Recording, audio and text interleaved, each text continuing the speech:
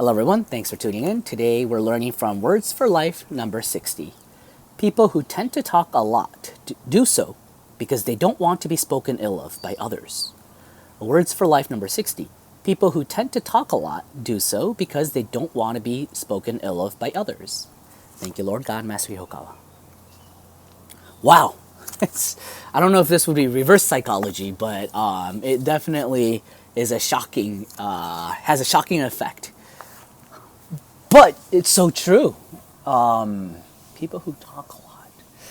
Right. So by talking more and by being more vocal of things and by being more eloquent, you're actually trying to hide something. You're not allowing the other person to talk, or you're afraid to listen. You're afraid to listen. You are afraid to hear other people's opinions. Hence, it has turned into a habit to always talk over people or just constantly talking. I definitely have the tendency to do this, so it hurts. It hurts, but the more it hurts, I'm more thankful to Master Ryuho, because unless I was able to figure this out through this book, I would have had to learn it the hard way by having, by going through a bad relationship issue. So I'm really thankful for Master for these words of precepts. Listening is a virtue, right? Well, I think this is said in English and in Japanese, but God gave us 2 ears and 1 mouth, so listen twice more than you talk. I think one of the famous writers from the Western world is Mark Twain. I forgot who, but someone said that. And in Japanese too, there's a saying like this. Right, so we have to listen twice as much as we speak.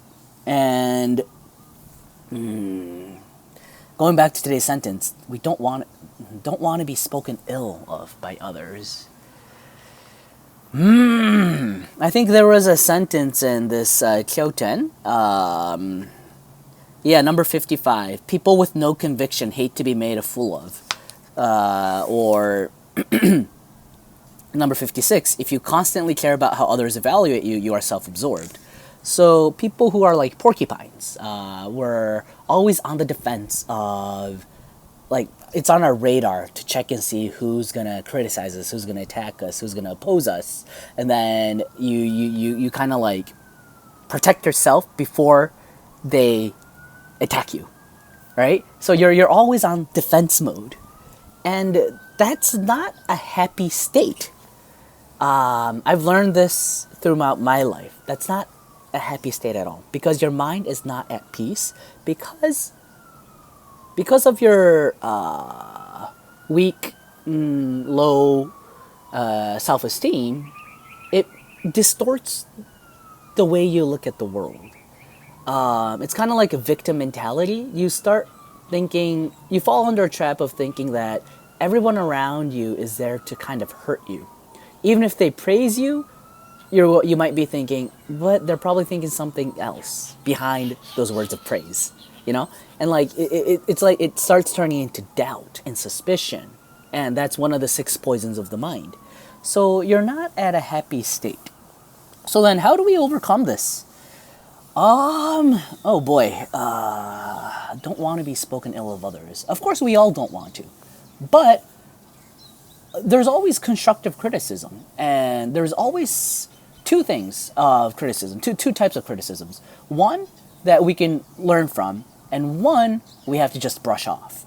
And we just have to make ourselves strong. And how, you may think? One of the words that helped me change my life is from a Kyoten called The Strong Mind. Master says that our minds are like I guess, like, in other words, our minds is like our personalities. Our minds is like a Play-Doh. It's like clay. And you can eventually mold it in a certain shape or direction when you keep on thinking in that certain way. So it's like, and Master talks about this in Think Big in the words called auto-suggestion. So you're suggesting yourself automatically that I can, or I'm strong, or I am number one, I am caring. Like you tell yourself this over and over again, and the funny thing is the mind eventually does form in that direction.